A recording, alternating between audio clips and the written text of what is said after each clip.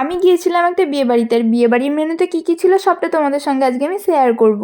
তো প্রথমেই প্লেটে পড়ে গেল লেবু, পানির পাসিন্দা, আর তার সঙ্গে ছিল টমেটো সস।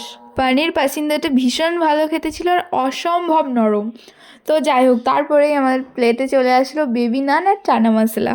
আর বেবি নানের সঙ্গে চানা মশলার কম্বিনেশনটা কিন্তু সেরা। তোমাদের কাদের কাদের এই কম্বিনেশনটা ভালো লাগে অবশ্যই কমেন্টে বলে যেও। তো তারপরেই চলে আসলো হচ্ছে গরম গরম ধোঁয়াটা সাদা ভাত আর হচ্ছে দই কাতলা, আর মাছটা ছিল ভীষণ ফ্রেশ আর খুব টেস্টি। আর তারপরেই পাতে পড়ে গেল পোলাও আর আমার প্রিয় মাটন কষা।